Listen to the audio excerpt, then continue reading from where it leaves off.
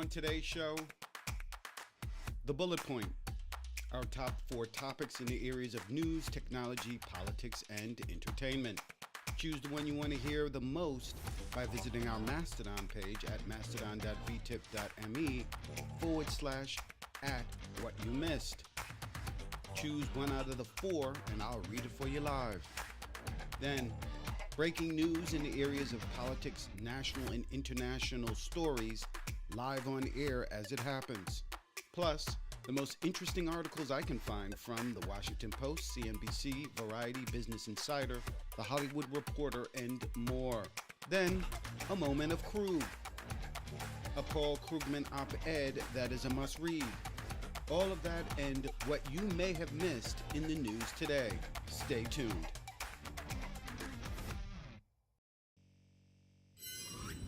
Welcome to today's show, guys. I am your host, Eric Darnley Small, and coming at you live today from Brooklyn, New York. And today it's gonna be really a somewhat jam-packed moment of Krug. I've got about 2 Paul Krugman stories from last week that I don't want people to miss out on, and I think is really important. One of the stories, the first story I get into, is going to really sort of dovetail into what I really want to kind of talk about today. But first, I feel like I got to get to some breaking news. It turns out the Supreme Court has announced that it is siding with Donald Trump in that it will allow his name to be on the Colorado ballot for the general. So it says, and this is from the AP, this is literally, I think, breaking as of, this is 10/28, so as of a few minutes ago. But it goes on, this is from the AP's website, it goes on to say the Supreme Court on Monday restored Donald Trump's 2024 presidential primary ballots, rejecting states' attempts to hold the Republican former president accountable for the Capitol riot. The justices ruled a day before Super Tuesday primaries that states cannot invoke a post-Civil War constitutional provision to keep presidential candidates from appearing on ballots. The power resides with Congress, the court wrote in an unsigned opinion.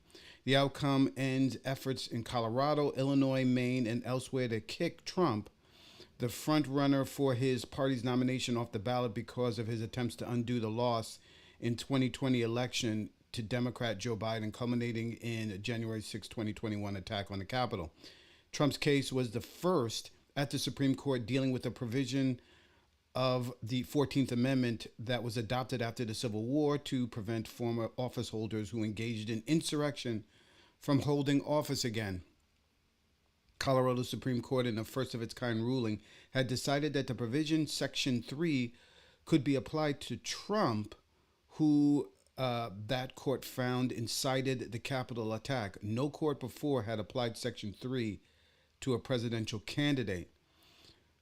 Some election observers have warned that a ruling requiring congressional action to implement Section 3 could leave the door open to a renewed fight over trying to use the provision to disqualify Trump in the event he wins election. In one scenario, a Democratic-controlled Congress could try to reject certifying Trump's election on January 6, 2025 under the clause. The issue could then return to the court, possibly in the midst of a full-blown constitutional crisis. So that is, I think, pretty much big news in terms of the taking off or getting rid of one of the ways that many people were thinking that Donald Trump could be prevented from ending up back in the White House. I think a lot of people were very skeptical of a state ability to do this. What's interesting is it's unsigned, and I don't see on here whether it was a unanimous ruling, whether it was a 5-4 ruling. I have always been of the mindset that the conservative court is somewhat, is not going to try and do something that is going to be, this civil rights era provision was there to protect blacks and minorities who were, it felt, or the drafters felt that There could be an opportunity for a Civil War era either general or whatever officer who had tried to overthrow the government running for president and accomplishing it there.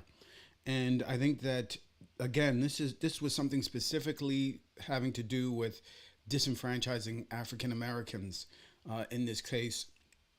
And I had always felt that this conservative court is not interested in being about disenfranchising people of color just for the sake of it. You would have to do something extraordinary in order to get this court's attention, and it looks like this provision is not one of those things. Now, what's interesting is I'm very curious to see what anyone on the news shows who have been crowing about how this is totally legal, particularly Ludig, who is the conservative constitutional judge, former judge, who believed, and I think wrote in an op-ed along with a more liberal judge, or not judge, but I don't think he was a former judge, but a professor who studies constitutional law, had said that this was totally legal. This is totally appropriate. Conservatives have said this was totally appropriate. So I'm gonna turn to MSNBC and see if anyone's on there talking about this. But I'm at a commercial, so that's why I'm sitting here and I'm flapping my gums because I'm trying to get out of this commercial into the show. Hopefully, it will take only a few more seconds for the next episode. This is Ana Cabrera, and I am very much interested to see what any of those guys will say. I'm not going to spend a whole lot of time on it because time goes so quickly doing this. Already 11 minutes in, but I do want to touch on this other big story from last week that I don't know if it got enough attention, but I think it's slowly getting out there, about White Rural Rage, a book that has come out just recently and talks about the what's really going on in rural America, which is Trump country. Krugman talks about it, references the book, and I'm going to reference Krugman's article. And then I want to play a piece of video where the writers show up on the breakdown from last week with Setmeyer and Wilson. And they give a very interesting breakdown on what's going on. I'm not going to play the full video. And also with regard to Krugman's article, I'm not going to read the full article. I'm going to read only a portion of it. And just to remind everybody here that is the way that I roll here. Is, in other words, I do not read out the full article. I just do sections, I think the most important sections, and I go from there and put a link in our Mastodon, mastodon.vtip.me/@ what you missed. And in that, I'm able to sort of be able to get and I want you to be able to see the full article, read the full article, because I don't have a whole lot of time here to do that. Still waiting for the commercial. Okay. No, jeez. Still waiting for a commercial to end, and then I want to take us to MSNBC and see what they're talking about with regard to this particular issue, with Donald Trump being off the Colorado ballot. But I probably got in right as the commercial breaks are happening, because I got super long commercials here, every single freaking commercial around. So let me see. I think it's probably coming up right about now. So let me see if I can. Nope, still a commercial. If I had to set up better, I would be able to flip back and forth to the Krugman article, which I would like to do, but I cannot for whatever reason here. This is not giving me an easy way to go here. All right. Jeez. Okay. Let's cut into this and see if anything is... Okay, here we go.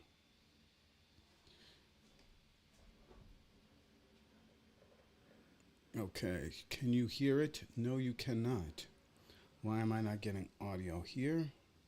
Should be Very getting much here. because Here we go. the court actually landed where Haley was hoping they would. She said at the turn of the year, when all of this initially began to bubble, that she wanted the courts to keep Trump on the ballot, in large part because she thought that voters should be the ones to decide to put him out of the way. Instead, Haley was saying, I don't think Trump should be president. I think I should be president. Not surprising when she's the only one left in this race challenging the former president and her former boss. But this is going to be, of course, percolating now on the campaign trail. We're going to, of course, hear from Trump, who will try to set the tone on this decision. We've already seen reactions of jubilation from the former president as well as his allies.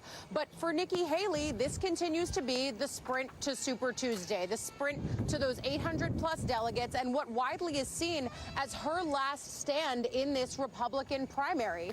We're going to see her, of course, on the ground here in Texas, one of those all-important Super Tuesday states. We'll be listening very closely to hear if she has any new reaction on this. But I imagine, knowing the Haley campaign, that if they mention this, it will be a passing mention, and they will move on pushing their narrative that the United States and the Republican Party needs a new alternative. Okay, I'm going to bring this down because this is more about Nikki Haley. Nikki Haley has won, by the way, her first state.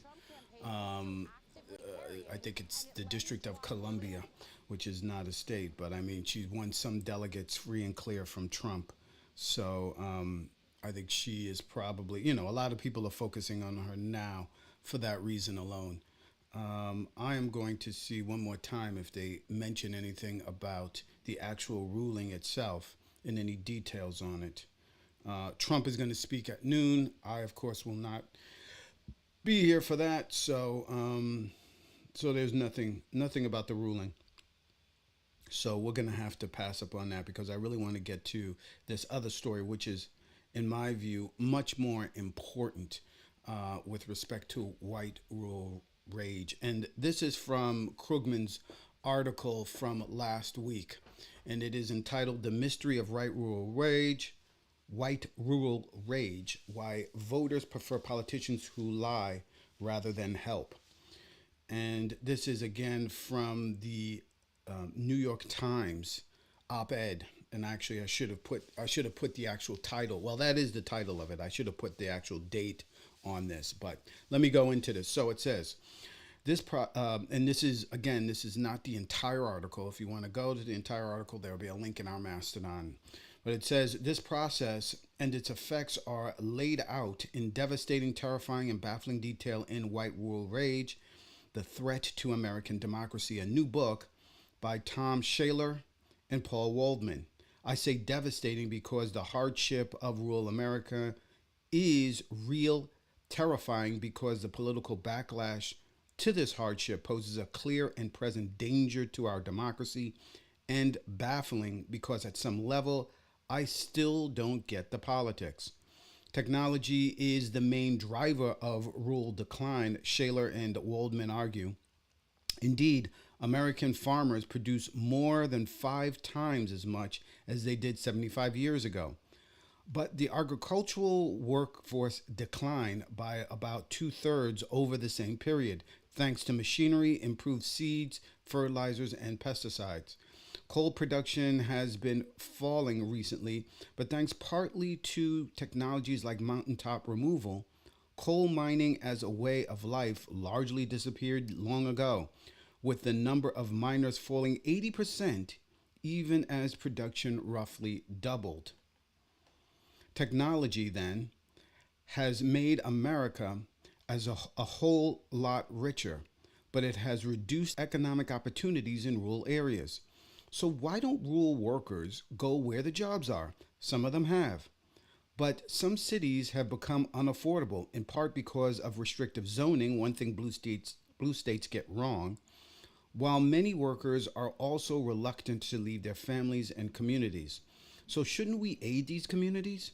We do. Federal programs, Social Security, Medicare, Medicaid, and more are available to all Americans, but they are disproportionately financed from taxes paid by affluent urban areas. In the crudest sense, rural and small-town America is supposed to be filled with hard-working people who adhere to traditional values, not like those degenerate urbanites on welfare, but the economic and social reality doesn't match this self image. Prime working age men outside of metropolitan areas are substantially less likely than their metropolitan counterparts to be employed, not because they're lazy, but because the jobs just aren't there. The gap is much smaller for women, perhaps because the jobs supported by federal aid tend to be female coded, such as those in healthcare. The result, which at some level I still find hard to understand, is that many white voters support politicians who tell them lies they want to hear.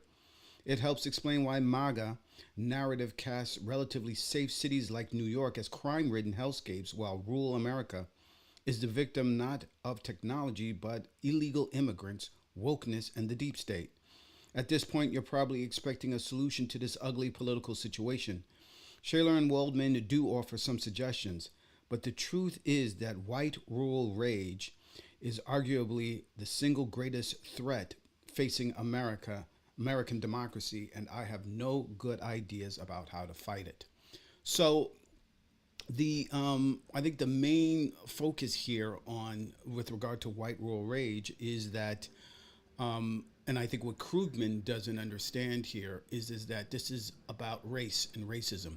This is nothing new. This is not something that we've never seen before. In fact, it is tradition. It is about what America does when it doesn't want to deal with the issues of inequality.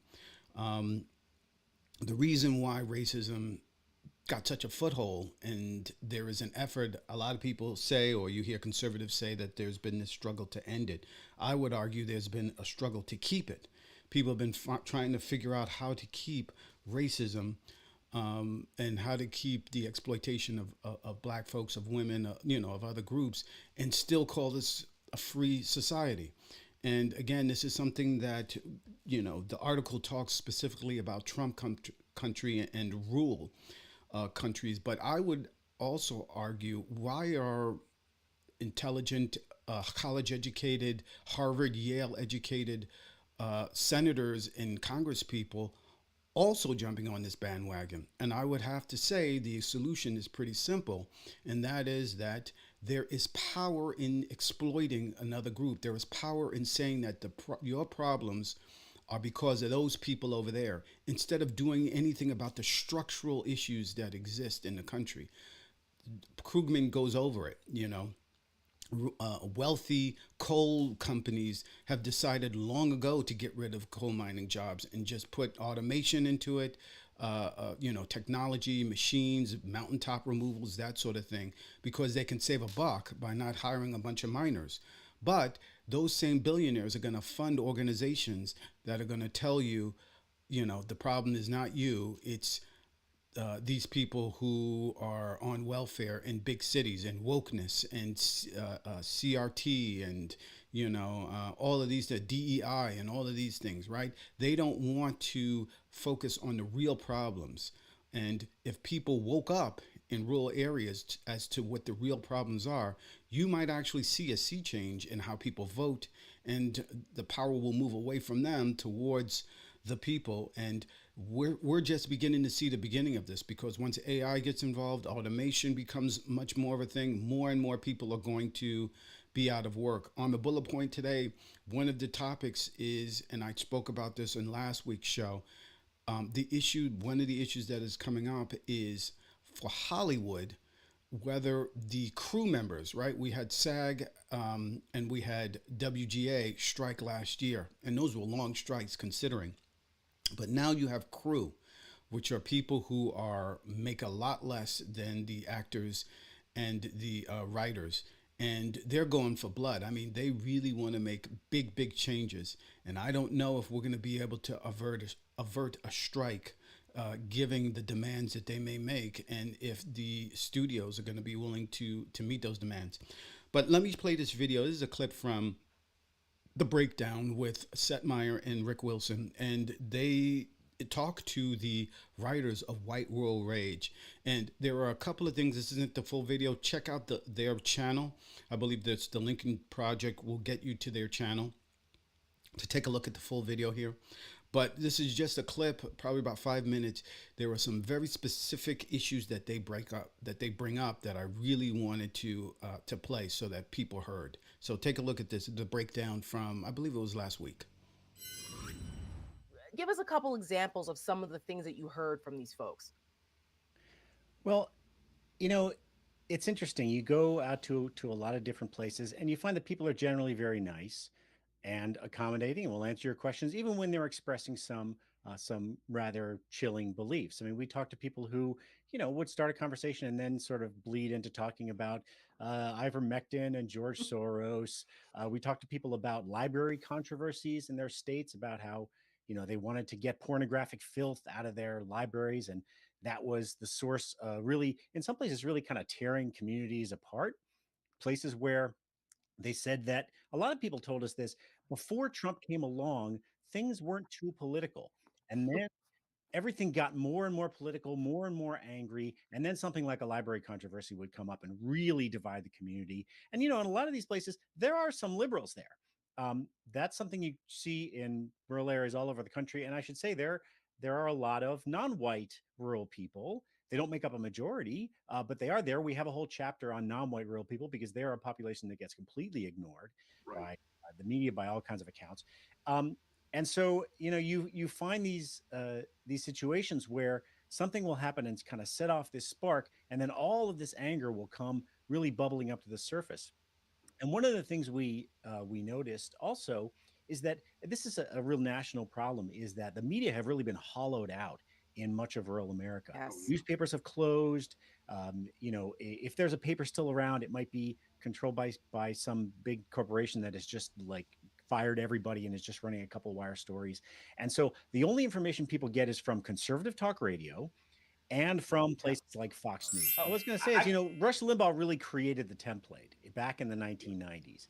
And he taught a whole generation of people how to engage with politics, how to understand politics, how to kind of break down the news media in ways that really help to reinforce conservative ideas. And that's one of the things, one of the real themes of talk radio is why everything that you're being told by the New York Times or by ABC or CBS, it's all lies. And we're going to explain to you how that is. And then there was just generations following him of hundreds of kind of mini Limbaughs that you find in every single corner of the country. What was it that you found that attracts these people to Donald Trump when it feels like what you guys call a patriotic paradox? Well, this kind of upends what we have been taught about what rural people need in order to vote for somebody. Democrats especially, always get told you have to go there, you have to really understand them, you have to listen, you have to show that you really grasp the details of their lives and what their real concerns are, and you got to go out to a farm and put on a Carhartt jacket and talk about commodity prices with the farmer and maybe get down and milk the cow. It's a vest. And Donald Trump Patagonia vest. Okay. And Trump didn't do any of that. And there could actually be no one who is less connected to the lives of rural Americans than Donald Trump. So I wanted to ask you a couple of questions about part of what you mentioned the constitutional sheriffs. There does seem to be a movement, a sort of de facto or tacit succession idea or secession idea that seems to be taking hold more and more in these rural communities of their laws aren't our laws. We're going to Chinese menu what we pick and choose to follow. And you see like these sovereign citizens emerging in the rural areas, the constitutional sheriffs emerging in the rural areas who say to state legislative bodies, no, we're not going to enforce the law that you've passed. How deeply seated do you feel that is? Because right now I feel like the Republicans have benefited from it, but it could tip over in my mind to something much more anarchic if we're not careful. We write about this a little bit. As you know, the history of secession, we think of it as states seceding from the Union, from the Republic. But as we write in the book, the modern secessionist movements, and we cite some scholars who've looked at this in detail. We had a secessionist movement in Western Maryland. There's one in Idaho. There's talk of people all moving to New Hampshire and all this other stuff. it's counties seceding from states, not states seceding from the union. They want Western Maryland wants to join West Virginia because they feel like they're underrepresented. And to be fair, in a blue state like Maryland, if you're from Western Maryland, the most conservative part of the state, and probably the Eastern Shores, you are underrepresented, but that's part of the federal bargain, just like people in Austin and Houston feel underrepresented in Texas, for example. And so you either understand and accept these, discomforting realities if you're essentially a blue state person in a red state, and you're a red American in a blue state. That's the reality. And so, is it mostly talk? I think so. It's obviously unconstitutional for these counties to secede to another state without the assent of both states. So, but I think what you're pointing to, Rick, is this notion that we are moving into. I think we already are in a soft civil war. And we might move to something that's a little bit more aggressive. And certainly after what we saw on January 6th, we may already be in that stage, unfortunately. So that's invaluable piece of information in my view. And it's, you have these people like a Dean Phillips who wants to talk about how Biden needs to get out there and talk to these people. You can reach them, all this kind of business. We just need to understand them. This puts truth to that lie, that there is some kind of an issue with these folks, that nobody is listening to them. They don't care about that. What they care about are these issues that Limbaugh and back in the day, and now a bunch of social media people focus on, right? The border. They are not interested in solving the problem of the border. We know that now. You actually have people who are deluded enough to believe that the Republican Party was really about finding solutions to the border. It is not. It is about staying in power. You have news out of last week. Mitch McConnell is going to step down in November. Mitch McConnell will endorse Donald Trump. He has all but said it. He has repeatedly said that he's going to endorse Donald Trump. This is, cult is a word that gets thrown around a lot, but I really believe that you cannot understand this, and people do not want to understand this unless and until you understand what brought this country to a civil war. We, as indicated in this recording and in the book, we're in a soft civil war. What drove Americans, brothers against brother, sister against sister, father against son? What caused this country to fall to civil war? I think we like to think about these things as, the times, and there were these issues that were unique to the time. This what we're seeing right now is putting light to that. And I think a lot of conservatives are going to have to reckon with the issues of how do they pull the Republican Party? How do they pull their movement out of this? Because this country, people are not getting the story right on what is going on in this country. And I fear that not only is the media not getting it right, but certain Democrats like Dean Phillips, who, by the way, if you don't know who he is, I'm not surprised. Dean Phillips, believe it or not, is running against Joe Biden on the Democratic side because he thinks he's a whisperer, that he can speak to these Republicans, these MAGA people, that he can put the finger on the pulse and reach them and bring them over to the Democratic side. It is absurd. It is ridiculous. And he's getting almost, certainly in pulling in the 1% to 2%. By the way, he's a young guy, so his running and the fact that nobody is voting for him and is voting for Joe Biden puts also light to this notion that age is the real issue, right? Because the voter right now on the Democratic side has a young person, a young Democrat who could run, and nobody's voting for him. So that puts light to this issue that the issue that's going on here is the age of Biden. And if they could get a younger candidate in there, they would go for them. Same thing on the right. Nikki Haley is much younger than Donald Trump, but nobody's voting for her.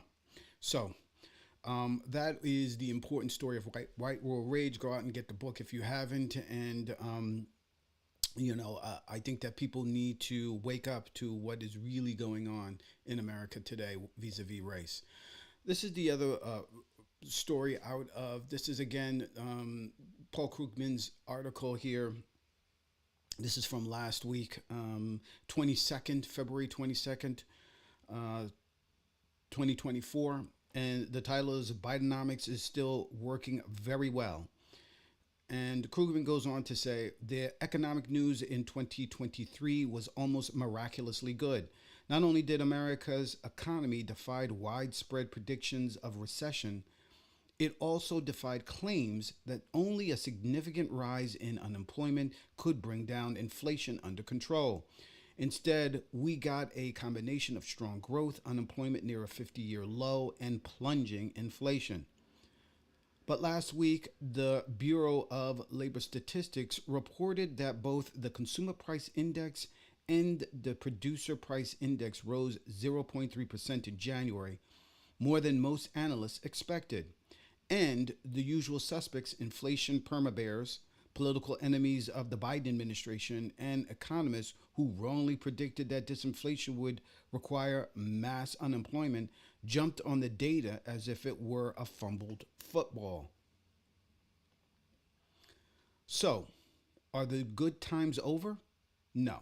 Everything we know suggests that those disappointing numbers were mostly a statistical blip rather than making a significant worsening in the inflation trends. Before I explain how such blips can happen, let me tell you what indicators I was looking at after the inflation report. First, I was looking for financial markets, where instruments like inflation swaps and index bonds tell you what inflation rates investors putting real money on the line expect. The pricing on these instruments is still pointing to low inflation, around 2% or a bit more. Second, I was waiting to see what happened in the Atlanta Fed Reserve survey of business inflation expectations, which asks businesses how much they expect costs to rise over the next year. If inflation were suddenly surging, you would expect businesses to notice. But their inflation expectations rose to 2.3% in February from 2.2% in January. But if nothing much has changed, where did these slight, scary BLS numbers come from? The BLS is an extremely competent and professional. In fact, one rarely heralded policy advantage of the United States has over other countries as that we generally have better data. But while I still have nothing but praise for the Bureau, its reports can still sometimes be misleading for several reasons. Goldman Sachs, which correctly predicted a bump in official inflation, points out that there is a, quote, January effect on prices because many companies raised their prices at the beginning of the year. And Goldman argued in advance that the official numbers wouldn't be sufficiently adjusted to reflect this effect, leading to a spurless bump in measured inflation, a bump that will vanish in the months ahead. Goldman also pointed out that the single largest component in the Consumer Price Index, 27% of the basket, is a price nobody actually pays. Owner's equivalent rent, an estimate of what homeowners would be paying if they rented their houses. There are reasons the Bureau measures housing costs this way, but there are also reasons to believe that in recent years, that number has become misleading, distorting and exaggerating estimates of overall inflation. If you find all of this a bit mind-numbing, let me tell you a secret, so do I, even though this is supposed to be my field. But the bottom line is important. Despite what disappointing numbers last week, the basic narrative hasn't changed. The U.S. economy continues to look like an amazing success story. The fact, however, is that Biden has put in place a very ambitious agenda. Major enhancements of Obamacare, student debt relief, big infrastructure spending, large-scale promotion of semiconductor and green energy that have led to a surge in manufacturing investment. Many voices warned that he was overreaching, that the economy would pay a big price, but it hasn't. It turns out that we can, in fact, afford to do a lot to improve Americans' lives and invest in the future. So that was Paul Krugman's view of the economy, which I think is spot on and is something that I think Democrats should not fall into the trap that I think a lot of conservatives would like to fall into, and that is to start crowing about debt and deficit. Remember, they are not looking to add revenue, meaning tax, get rid of these Trump tax cuts on rich, wealthy folks. What they want to do instead is cut Medicare, Medicaid, Social Security, and more importantly, they want to pull back on all of this investment Biden is doing into America to keep America in a position of being the leader in the world in tech, in AI, in energy, in renewables, etc. So I think it's important just to look at that. Paul Krugman is one of the best voices on the left when it comes to economics, and it's important to remember these things when we start thinking about all of the things that we're concerned with. America is coming back thanks to Biden. So that's that section on Paul Krugman. By the way, just to reiterate that once again, you will find links to both of those two articles in our Mastodon at mastodon.vtip.me/@ what you missed. I'm going to show that one more time again if you want to take a look at that. That is our Mastodon. There'll be a link to these articles there. And, guys, also, if you have the time, please like and subscribe to this video.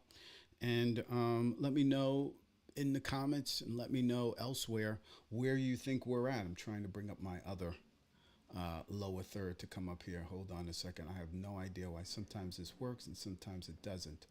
But let me just say that this is streaming both on YouTube and at mastodon.vtip.me.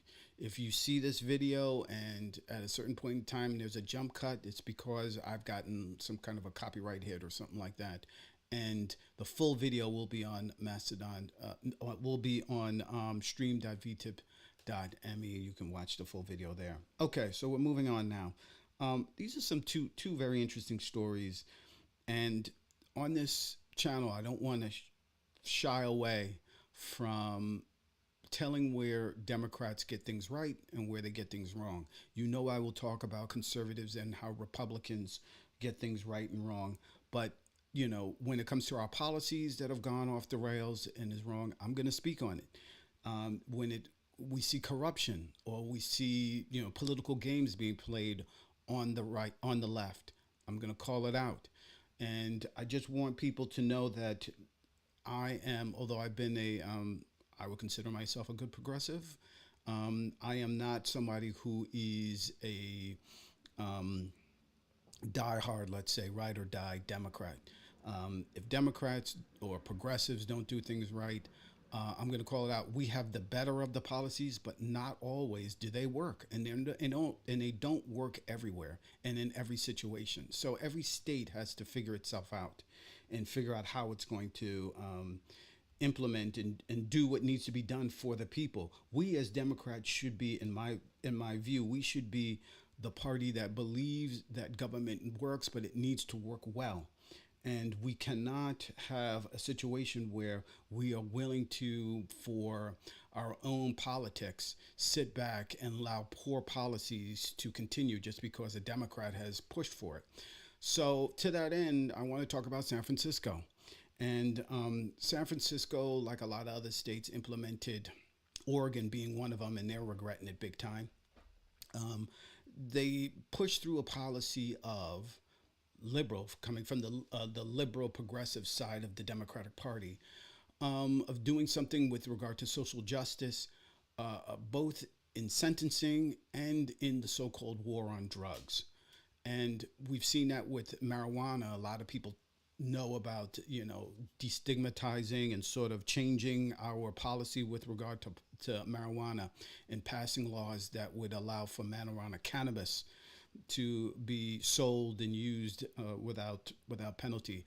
However, I don't know how many people know that harder drugs, like drugs that are that have been banned, and I'm not talking about fentanyl, but I'm talking about drugs that are psychedelics that have been banned for a long time that are used for therapeutic work and have therapeutic benefits to them.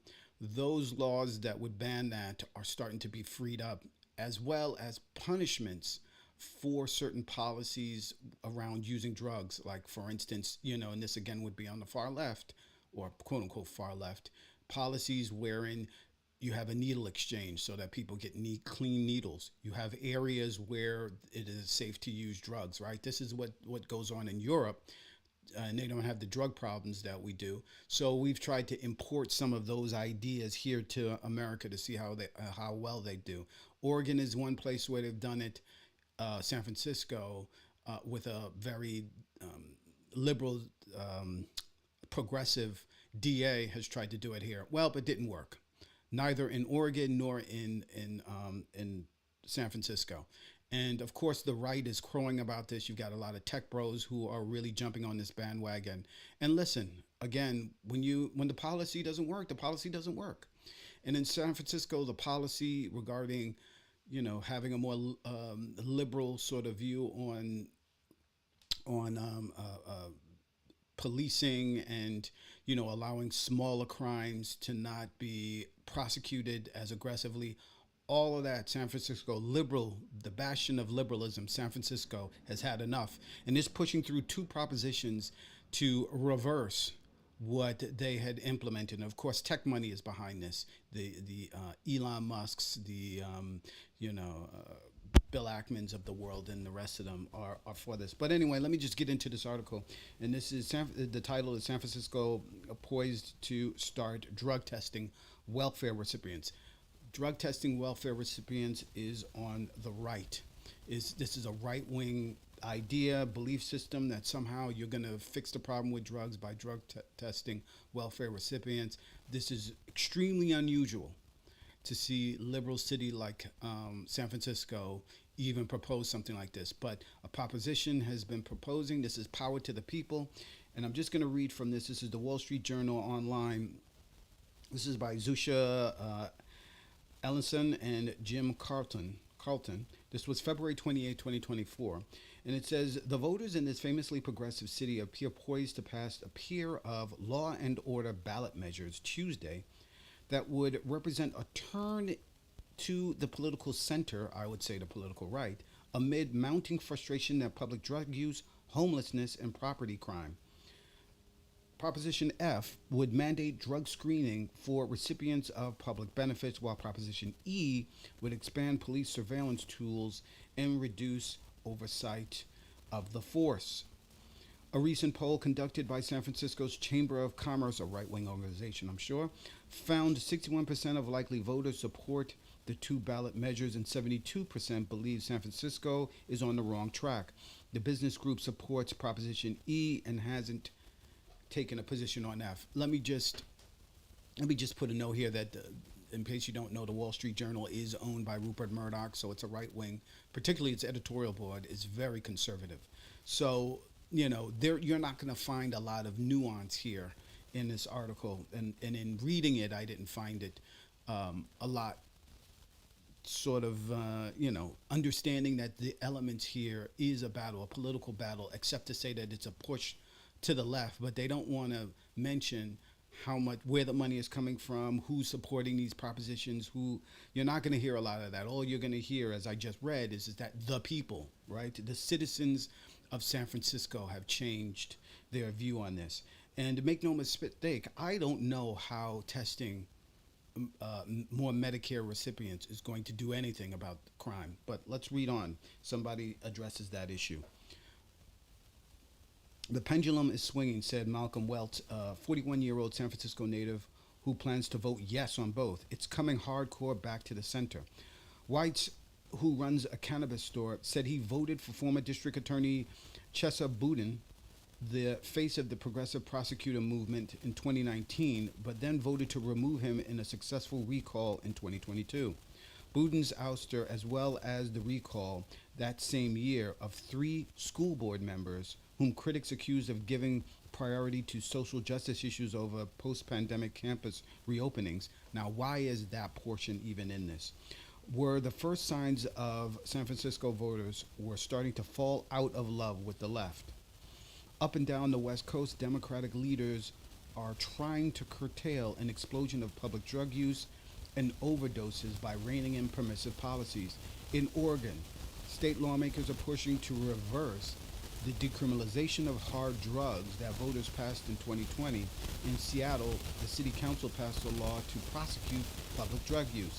San Francisco set a grim record with 806 overdose deaths last year, caused largely by fentanyl. Business owners say that they are fed up with the property crimes such as shoplifting and break-ins that are more common here than in most other cities, though rates have been falling since the early days of the pandemic.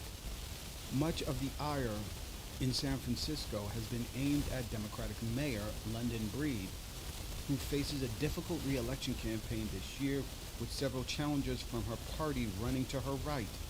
She has supported both propositions. Testing public benefit recipients for drugs has long been a policy pushed by Republicans and is the law in more than a dozen states, including Alabama, Arizona, and Missouri. Now, one of the things you would think that this reporter would do if they were trying to be, give out the facts and just the news, is see how successful these programs in Alabama, Arizona, and Missouri are in stopping drug use. I mean, did their numbers go down as they started testing and doing testing for, welfare and recipients? Did that have a meaningful impact? I mean, why didn't this reporter do any more research on these right-wing Republican states that implemented this policy and put into this article whether those policies improved life in drugs in those areas? I have a feeling that that would be something that I would love to know. But continuing on in this article, campaigns supporting Proposition E and F have raised $2.5 million, funded in part by technology executives who have recently become more active in San Francisco politics. Not just, by the way, this is my supposition, not just in politics, particularly regarding drugs, but DEI and going after universities that are using policies to more integrate the community. They are pouring money into fighting that because they know they have an ally on the Supreme Court after an affirmative action. Also, you've got people like Elon Musk helping this one actress, right-wing actress, sue Disney, right? That's the same thing that was done by Gawker to bring down Gawker, and that was funded by Peter Thiel, helped Hulk Hogan bring down Gawker, bankrupt the company. So this is what the right and the tech industry is usually thought to be more democratic, more towards left, but no, there is a growing movement in San Francisco, in California, with these right-wing tech heads who are pouring money into these kind of movements. The recall, as we mentioned earlier, of the DA, and now this. But moving on, opponents have raised $234,000, saying neither measure will solve the problems voters are concerned about. Proposition F has gotten the lion's share of attention in the city. It would require drug screening for people receiving public benefits and require drug users to participate in treatment programs to continue receiving these benefits. The measure politically reflects enormous frustration with the lack of progress in reducing drug problems in San Francisco, says Keith Humphreys, a Stanford University professor who studied drug policy. This is something you normally associate with more conservative parts of the country. Again, nobody is indicating how successful that is. Specifically, drug testing, people who get SNAP benefits, people who get public benefits. No one in this article, there's no part of this article that indicates whether we can attribute less drug deaths or less drug use from drug testing of people on public benefits. Moving on, proponents say the measures will prevent drug tourism, out-of-town travel to San Francisco to use drugs and receive public benefits, and enable social workers to get more people into treatment. Proposition E would loosen restrictions on car chases, allowing police to pursue those suspected of a felony or violent misdemeanor instead of limiting the criteria to violent felonies. It would also ease reporting requirements in use of force cases and end requirements that the Board of Supervisors approve the purchase of technology such as drones. Peskin said the measure is unnecessary because the board has never denied a request for surveillance technology from the police department. Breed and others supporters say it will give police more tools to arrest drug dealers and thieves who break into cars, a persistent problem in the city. The status quo is resulting in inaction, frustration, and a feeling among rank-and-file police officers that they can't do their job they were sworn to do, said Sharky Laguna, the chief executive of van rental company Bandango, who has spent years working with police officials to combat vehicle break-ins. So this is what happens. You've got policies that were created that are progressive policies that were created to try and do something about an unjust and unequal system, and they failed. And what happens is the right already has its pre-cut out solutions, its pre-existing solutions, and it decides that it's going to ram everything back into the system. Now, one hopes that, but this is not a policy that the politicians are coming up, the people are coming up with it because they're so frustrated. But one hopes people realize that in order to do this, you don't want to go so far as to snap them too far back to the right so that you are drug testing people just because you think that that they're poor, so they must be the victims of crime. They're taking public benefits, so they must be the folks who are doing all the drugs and creating all the problems. Because I think you're going to find that the drug use is being done by middle-class people, people who have live in the suburbs, have jobs, have families, and all this kind of stuff, and they're not getting public benefits. And what you're definitely going to catch drug users. I mean, if you just do drug testing, I mean, shoot, you go to any university, do drug testing there, right? See if there's any hardcore drugs, any sexual assaults or whatnot on college campuses, and you will find a bunch of drug users and sexual assault cases.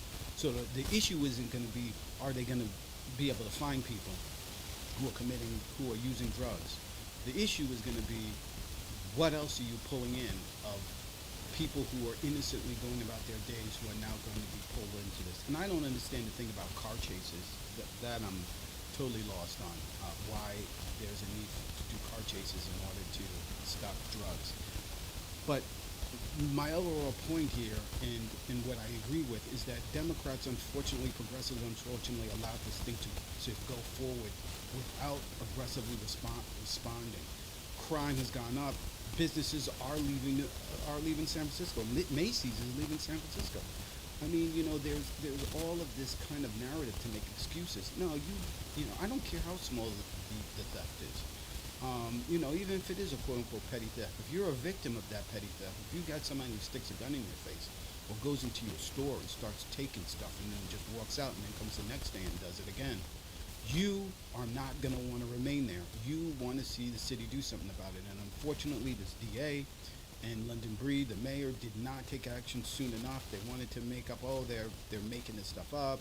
It's not that big a deal. And it turns out it is a big deal. And the people, which this is a proposition. So this is people-powered. I like people-powered. So, of course, tech money and millions of dollars backed. But you know what? This is what happens when you lose the narrative and you lose the people. Moving on, I want to go very quickly to the story out of New Jersey, which I find very interesting. Again, a blue state. Not into really politics of New Jersey, but what's happening in New Jersey is happening here to some extent, and that is that the old guard is being challenged. And this is from the Associated Press Online, Mike Catalini, from February 29, 2024, and it's entitled "How a Congressman's Challenge to New Jersey's First Lady is Shaking Up a Key Senate Race." And this is actually very interesting because this is about the machines of the mechanism of politics on the state level. And this is, again, a blue state. I'm going to read something from Texas, a red state, conservative state. This is a blue, somewhat progressive liberal state. But this is how outsiders are shaking up and the intra-fighting that is going on. People like to talk about the battle between Democrats and Republicans, but there was a battle going on within each party on the status quo. I don't think that's Donald Trump. People are like Donald Trump. Donald Trump is causing it on the right, but on the left, it is this dynamic that we're seeing. Because progressives, let's not forget that progressives won some really big victories.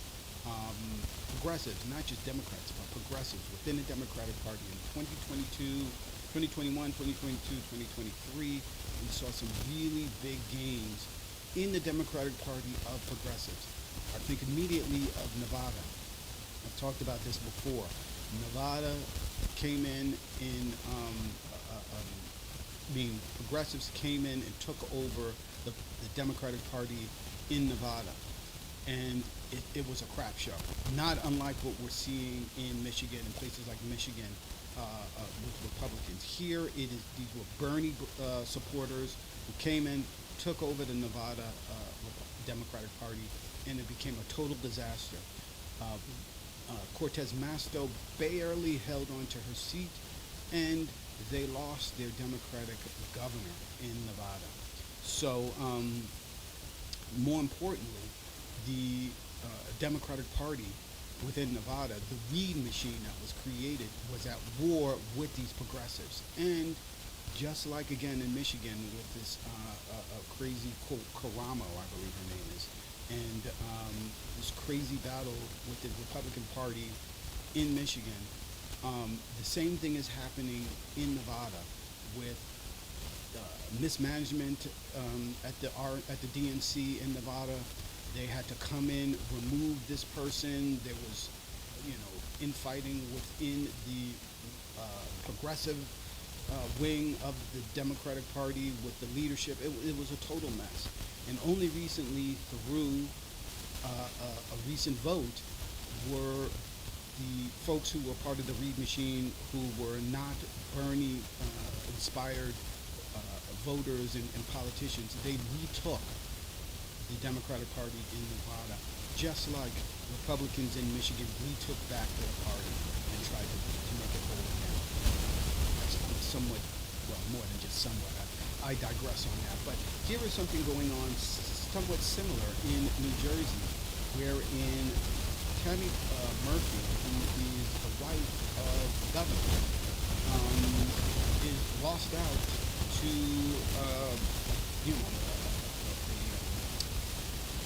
U.S. congressman, lesser known U.S. congressman. But let me read from this article.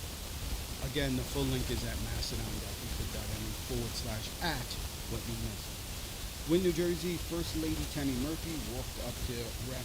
Andy Kim last weekend to congratulate him with a handshake after the second of 3 consecutive wins in his bid for a U.S. Senate seat, the goodwill gesture represented a surprise within a surprise.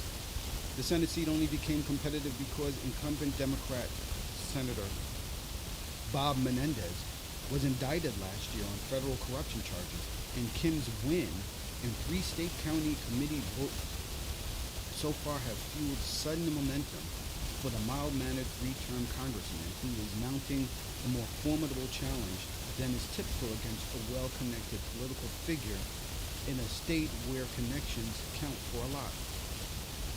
That matters in Democratic stronghold of New Jersey, where Democratic primaries often decide elections. Kim sued this week in federal court to challenge the way counties draw ballots to favor candidates with party support. Menendez has yet to say whether he will seek another term. The charges against him have garnered spectacular headlines and are seen by many to be career-ending. The senator has pleaded not guilty and projected a defiant stance as turmoil suddenly engulfed the seat that had long been seen as safe for Democrats. Kim's lawsuit signals that he believes New Jersey's way of giving better ballot positioning to candidates favored by local insiders could give Murphy an unfair advantage, a view shared by many political observers. Quote, "We do not have a competitive primary. We, in theory, have them. But in practice, we have party leaders who get behind closed doors, and the nominee is presented to the public as a fait accompli. This is your candidate, love it or lump it," says Daniel Casino, executive director of Fairlight Dickinson University poll. The fact that we're actually having this primary is a sign something has gone awry.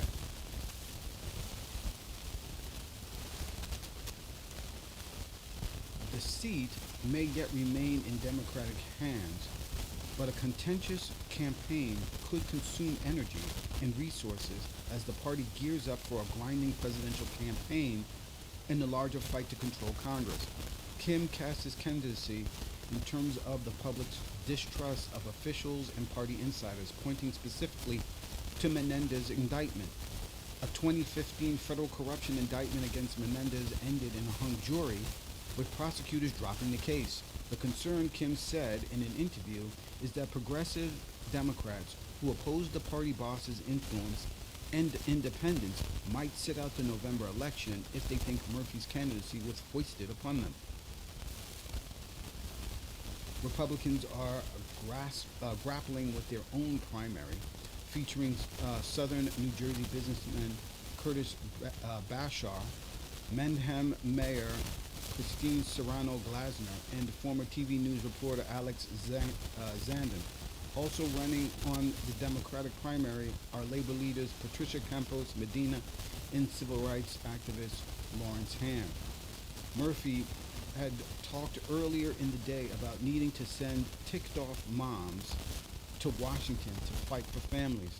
Kim had focused on being a county native and said he'd fight for the state, particularly in light of the January 6th Capitol insurrection and the threat to the country's democracy.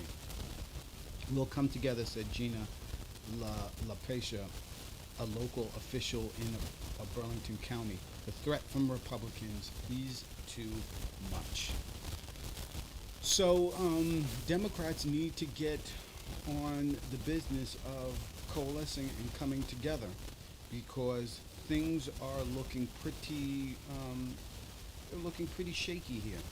But it's not just on the right, on the left. On the right, we have a similar situation going. And I just want to talk about this very briefly, because here it has to do with a congressman trying to hold on to his seat. And this guy, Governor Greg Abbott, and it's entitled "Frustration Boils as Governor Greg Abbott, AG Ken Paxton Target GOP Incumbents." Big spending and anger surrounds re-election bids for state house members like Glenn Rogers, who's facing heat for voters on vouchers in Ken Paxton's impeachment. One of the things that's fascinating here about this article sort of has a trifecta of different issues that are going on in red Texas, is the issue of vouchers, school vouchers. We normally think of school vouchers as something that is a Republican idea, conservative idea, in order to get rid of public schooling. But it turns out public schools are really popular, particularly in rural parts of red states. And there's a battle going on with respect to property tax and with respect to school vouchers in Texas. And I think it's absolutely fascinating that I really don't know that anyone is really talking about. But moving on, let me go into this story. And this is from the Texas Tribune Online, Karen Brooks Harper, February 21st, 2024. And it states, and it says, State Rep Glenn Rogers is mad as hell and he's not being shy about it. Kiss my ass, he recently told a statewide Republican official who had endorsed his primary opponent. Beware of this belligerent run on power, he warned his followers on social media.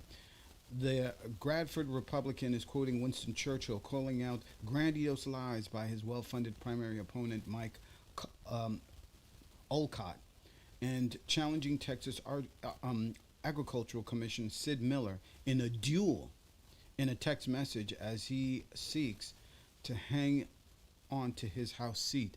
Let's not forget, a duel is basically when two people go out and shoot each other. That's how things were handled back in the day. But it goes on to say, locked in a vicious fight for a third term in a repeat bout with fellow Republican he barely beat out in 2022, Rogers is the new poster child for righteous indignation in a primary season that has deeply divided Texas conservatives. He's among a group of Republicans facing heat from their big names in their party in a primary that has pitted former allies against each other, prompting big spending and left a pile of hurt feelings in its wake. Incumbents like Rogers have become targets over two key votes last year on whether to impeach Attorney General Ken Paxton and whether to allow school vouchers. Many feel those attacks ignore conservative records built up over the years. Rogers is facing conservative backlash on both. Since he was the first elected in 2022, he has voted against the creation of a private school voucher program, a priority issue for GOP Governor Greg Abbott. The proposal would have diverted state funds to private or church schools for parents who want to exit the public school system and want help paying for part of the tuition. The resistance of 21 Republicans, most of them rural, led to the repeated failure of the proposal last year. Advocates have said that the public schools in Rogers' House District 60, a mostly rural area west of Fort Worth covering Palo Pinto, Stevens, and Parker counties, would lose more than $3 million if vouchers were to pass. Now Rogers has found himself in the crosshairs of just about any Republican with any official power in Texas, except for House Speaker Dade Phelan, who is facing his own well-funded GOP primary opponent in Beaumont. In addition to Abbott, Paxton, and Miller, Olcott has the support of U.S. Senator Ted Cruz and Texas GOP Chair Matt Rindali. Rindinali. On Tuesday, he received the endorsement of former President Donald Trump. That has been frustrating for Rogers, who called the government's recent decision to endorse his pro-voucher opponent a single-issue endorsement. In an interview with a local CBS station, the endorsement ignored his efforts to fight for his district and ignored his voting record, he said. In fact, Abbott is opposing multiple candidates who he has supported in the past. Many of the candidates have pointed to those old endorsements, in some cases, posting quotes from the governor on their campaign websites. That has led Abbott to send a series of cease and desist letters accusing candidates of falsely suggesting they have his support this year. Abbott's past support for Rogers came up earlier this month when he stumped for Olcott. "I was wrong," Abbott said. "When you make a mistake, it's one thing to admit it. It's another thing to step up and correct that mistake." Among the PAC supporting Olcott is the Family Empowerment Coalition PAC, which is helping pro-voucher candidates throughout Texas and spending $9,000 on digital advertising for Olcott in January 9th.